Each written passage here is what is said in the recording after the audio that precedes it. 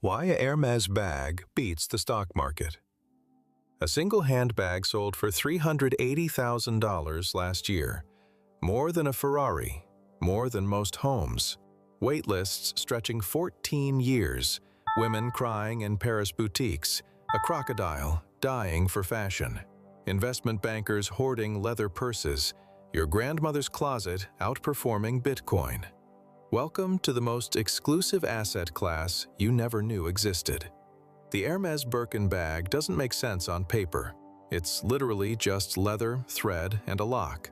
Materials cost maybe $2,000, yet the cheapest one sells for 12 grand, and they go up from there. Way up. Here's where it gets weird. Over the past 35 years, the average Birkin has increased in value by 14% annually. The S&P 500, about 10%. A bag beat the stock market. But this isn't a story about returns. It's a story about manufactured desire so powerful it rewired how wealth works. Let's go back to 1984. Jane Birkin, a British actress, sits next to Hermès executive Jean-Louis Dumas on a flight from Paris to London. Her diary and papers spill everywhere. She complains she can't find a decent leather weekend bag. Dumas sketches something on a napkin. 6 months later, the Birkin is born. No ad campaign, no celebrity endorsement deal, just silence. Hermès did something luxury brands rarely do. They refused to sell it to most people. Walk into any Hermès store today, ask for a Birkin. The sales associate will smile politely and say no. Not, "We're out of stock," just no. You can't buy one. You have to be chosen. First, you need a purchase history. Scarves, belts, bracelets, thousands spent proving you're worthy. Then, maybe, if they like you, if your style fits their vision, they'll offer you the chance to buy a bag.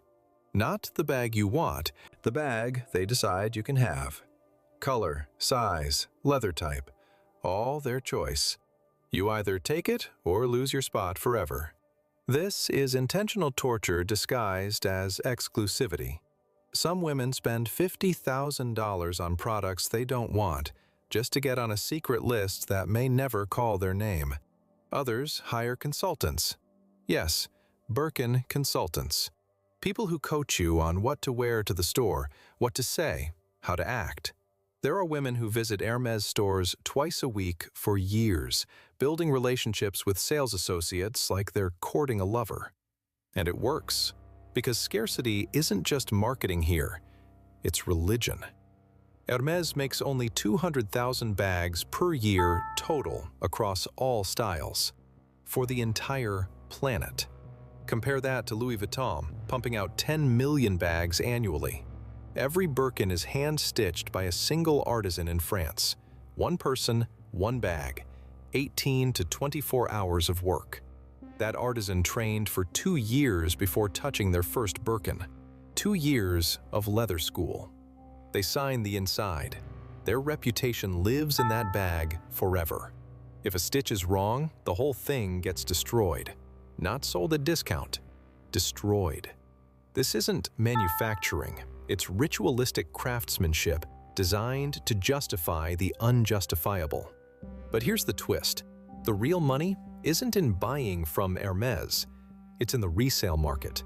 A whole shadow economy exists around these bags. Auction houses, boutique resellers, authentication experts. Because remember, you can't choose what Birkin Hermès offers you. So if you want a specific color or size, you buy secondhand. And people will pay double, sometimes triple retail for the right one. A pink crocodile Birkin sold at auction for over 200 grand. Another in white Himalayan crocodile went for almost 400,000. The person who bought it from Hermès probably paid 60,000. Maybe.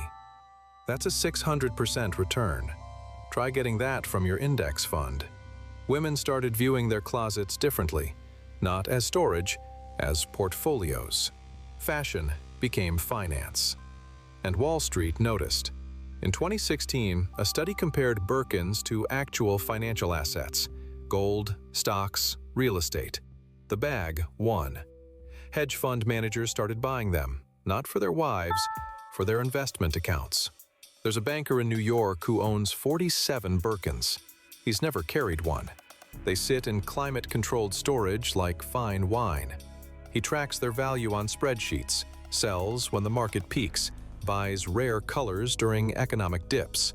He calls it his leather portfolio. This is what late-stage capitalism looks like: handbags as hedge funds. But why does this work? Because Hermès understood something most companies don't. Desire isn't about the product, it's about the pain of not having it. Every no from a sales associate makes the bag more precious. Every year on a wait list adds psychological value. You're not buying leather, you're buying victory over a system designed to reject you. You're buying proof you made it. And that feeling? That doesn't depreciate. Stocks crash, crypto collapses, real estate bubbles burst, but exclusivity? That's forever, as long as the gate stays closed. Hermès knows this. They could make more Birkins tomorrow, hire more artisans, open more workshops. They won't, because the moment everyone can have one, no one will want one. The bag's value isn't in the leather, it's in the no you had to overcome to get it. So they keep the wait lists long, keep the production slow, keep the dream just out of reach. It's brilliant and kind of evil, but it's working. While other luxury brands chase influencers and logo-covered everything, Hermès stays quiet. No Birkin ads, no celebrity campaigns, just closed doors and whispered legends. The bag sells itself through absence. And every rejection creates another obsessed customer, another person willing to spend a year's salary on what's essentially a very expensive lunchbox. The resale market keeps growing, prices keep climbing, because somewhere right now, someone just got told no by a Hermès sales associate. And that no just made them want it so much more.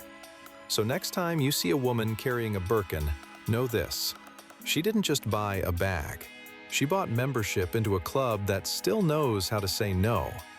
In a world where everything's available with one click, maybe that's the real